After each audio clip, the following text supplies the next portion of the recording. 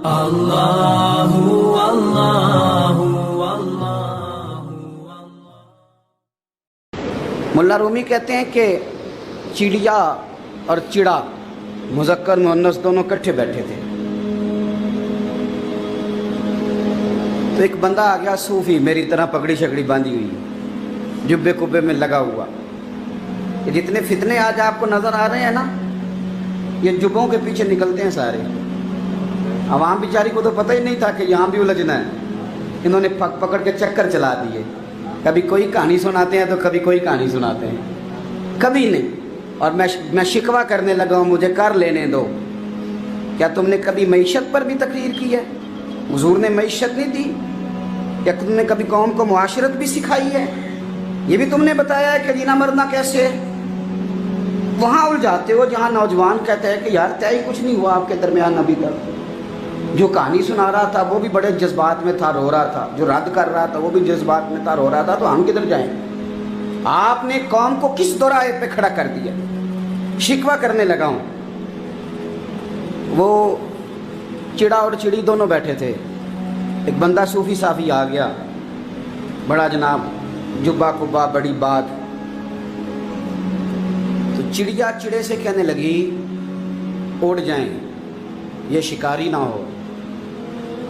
تو چڑا کہنے لگا نہیں، شکاریوں کا لباس اور ہوتا ہے، یہ تو درویشوں کا لباس ہے، رہنے دو، بیٹھے رہتے ہیں۔ اس نے بڑا سمجھایا چڑیا نے، پر چڑیا کی بات مانتا بھی کوئی نہیں نا، کبھی کبھی مان جائے کرے فائدہ ہوتا ہے۔ اب چڑیا کی مانے کون؟ چڑیا کو تو لوگ چھوٹا جانتے ہیں۔ تو وہ چڑا بیٹھا رہا، پر وہ بندہ آیا، آئے ہائے، آپ یقین کریں لوگ میرے پاس آتے ہیں تو ولی سمجھ کے آتے ہیں۔ وہ جو میرے پاس ولی سمجھ کے، درویش سمجھ کے آیا، اسے ثواب مل گیا، لیکن اگر میں نے دھوکہ کیا تو قیامت میں میری سزا بڑھ جائے گی۔ مجھ سے میرا رب پوچھ لے گا وہ تو ٹھیک تھا، وہ تو تیری پگڑی داڑھی دیکھ کے آیا تھا، تو اپنی بات بتا، تیرے اندر کیا تھا؟ تو وہ قریب آیا نا وہ صوفی درویش، اللہ ماشاءاللہ، اس نے نا گلیل پیچھے چھپائی ہوئی تھی، اس نے گلیل نکالی اور ماری اور چڑا مر گیا۔ چڑیا بڑی پریشان ہوئی، اس نے جا کے بادشاہ کو شکایت کی، جنگل کے بادشاہ کو، شیر کو۔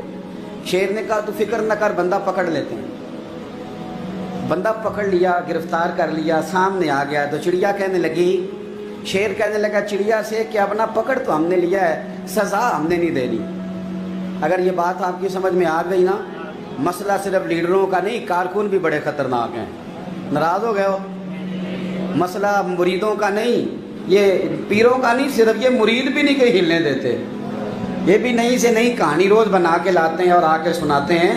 سنو، وہ چڑیا سے کہنے لگے، بادشاہ سلامت، شیر صاحب کہنے لگے کہ سزا تیری مرضی کی دینی ہے، تو بتا کیا سزا دے۔ تو چڑیا رو پڑی، کہنے لگی بادشاہ اسے سزا کوئی نہیں دینی، ایک بس حکم دینا ہے۔ اسے کہا وہ کیا؟ تو وہ کہنے لگی اسے حکم کریں اگر اس نے شکار کرنا ہے تو لباس بھی شکاریوں والا پہننا ہے، اس نے لباس صوفیوں والا پہننا ہے اور اندر سے شکاری ہے، بس اسے حکم کرتے ہیں کہ اس نے شکار کرنا ہے تو لباس بھی۔ اللہ کرے آپ کی سمجھ میں بات آئے۔ اور سیاستدان، تو نے لباس پہن لیا ہے خدمت کار ہے تو شکاری۔ اور بیوروکریٹ، اور تاجر، تو نے لباس پہن لیا ہے خدمت کا اور تو شکاری ہے۔ او بہت بڑی جگہ پہ بیٹھے ہوئے افسر، تو نے لباس پہن لیا ہے ایک بہت بڑے افسر کا، ایک محکمے کو سنبھالنے کا، اور اندر سے تو رشوت کھاتا ہے، شکاری ہے۔ اور درویش صاحب، مولوی صاحب، اور بڑے کام میں لوٹنے کے لیے درویش بن کے تو نہ لوٹ۔ سرور کائنات صلی اللہ علیہ وسلم نے عدم تشدد کی بات کی۔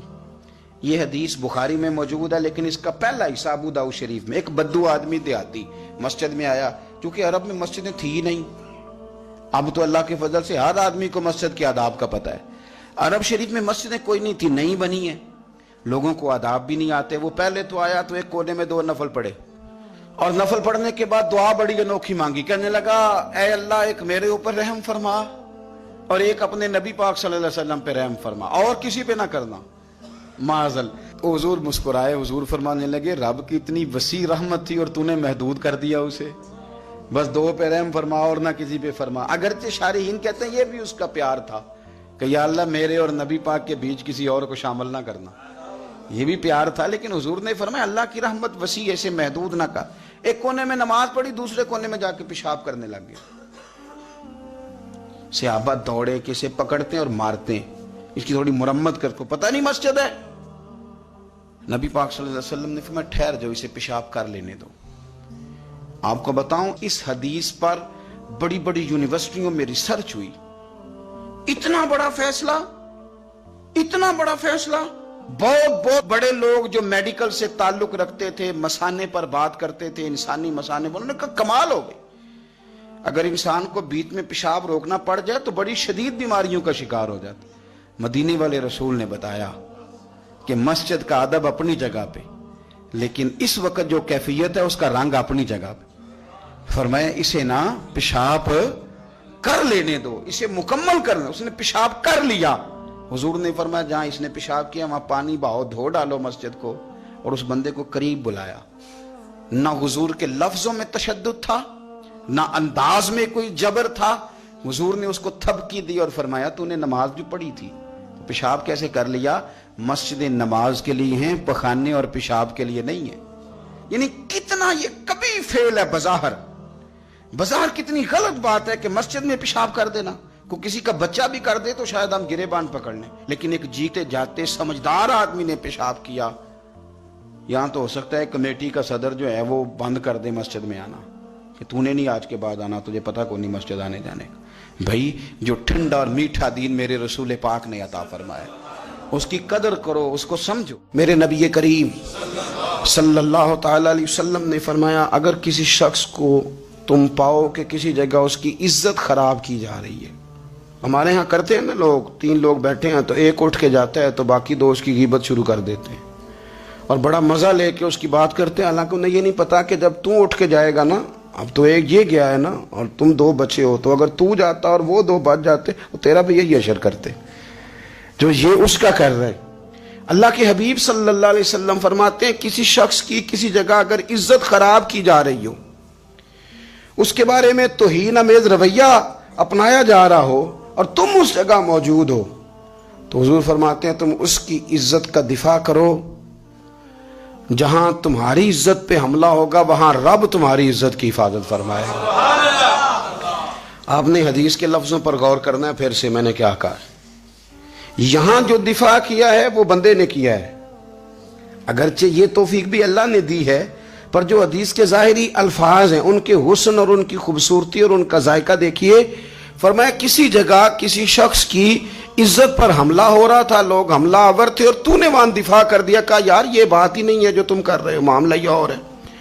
تم نے اس کی عزت کا دفاع کر دیا, تو فرمایا جہاں تمہاری عزت پہ حملہ ہوگا یہاں تو تم نے دفاع کیا ہے نا ایک بندہ ہو کر, اور جہاں تمہاری عزت پہ حملہ ہوگا وہاں رب تمہاری عزت کی حفاظت کرے گا, وہاں اللہ تمہارا محافظ بنے گا. اللہ تو جس کی عزت کا اللہ محافظ بنے اسے کوئی رسوا کر سکتا ہے؟ اس کی عزت میں کسی جگہ کوئی کمی واقع ہو سکتی ہے؟ حضرت ابو ہریرہ رضی اللہ تعالیٰ عنہ ارشاد فرماتے ہیں کہ 2 آدمی حضور کی بارگاہ میں حاضر ہوئے. انہوں نے نبی پاک صلی اللہ تعالیٰ علیہ وسلم سے کچھ مانگا. اب یہ وہ دروازہ ہے جہاں سے کبھی کوئی خالی گیا ہی نہیں, اور حضور سے تو کوئی قطرہ مانگتا ہے تو کریم اسے دریا عطا کرتے ہیں. ان لوگوں نے کچھ سوال کیا تو حضرت ابو ہریرہ فرماتے ہیں انہوں نے مانگا, حضور علیہ الصلوۃ والسلام تو ہر ایک کو دیتے تھے, پر انہیں بھی حضور نے دیا, پر ذرا اس رنگ میں دیا, اس انداز میں دیا. حضور فرمانے لگے جاؤ جا کے جنگل سے لکڑیاں کاٹ کے لایا کرو اور لا کر کے بیچا کرو. کہتے ہیں ان لوگوں نے یہ کام کرنا شروع کیا, لکڑیاں کاٹ کے لا کے بیچنی شروع کی. پہلے انہوں نے کھانا خریدا, پھر کچھ وقت گزرا تو انہوں نے اسی کاروبار سے سونا خریدا, پھر کچھ آگے وقت بڑھا تو انہوں نے سواری کے لیے گدھے اور جانور خریدے. اور کہتے ہیں وہ بار بار لوگوں سے کہتے تھے کہ دیکھو اللہ تعالیٰ نے نا رسول پاک کے حکم میں ہمارے لیے کتنی برکت پیدا کر دی ہے. حضور نے ہمیں حکم دیا تھا کہ جاؤ لکڑیاں کاٹ کے بیچو, تو ہم نے یہ کام شروع کیا, تو آج یہ کیفیت ہے کہ گھر میں کھانا بھی ہے, کپڑے بھی ہے, سونا بھی ہے, چاندی بھی ہے, سواریاں بھی ہیں. یعنی اس زمانے میں تو گدھا گھوڑا اونٹ سواری ہوتی تھی، تو سمجھ لیں اس کا معنی یہ ہے کہ کار بھی ہے میرے پاس موٹر سائیکل بھی ہے، میرے پاس سواری کا اسباب بھی ہے۔ محنت کی عادت بنائیں۔ گردن کو جھکا دیتا ہے خیرات کا پتھر، جہاں میں مانگنے والوں کے سر کبھی اونچے نہیں ہوتے۔ اور اقبال فرماتے ہیں کہ غیرت ہے بڑی چیز جہانے تگ و دو میں، پہناتی ہے یہ فخر کو تاج سردار۔ اور اگر آپ نے ابھی تک ہمارا چینل سبسکرائب نہیں کیا تو فوراً سبسکرائب کیجئے، ساتھ ہی بیل آئیکن پر کلک کریں تاکہ مزید آنے والی ویڈیو ہے وہ آپ کو وقت پر ملتی رہیں۔ اللہ حافظ۔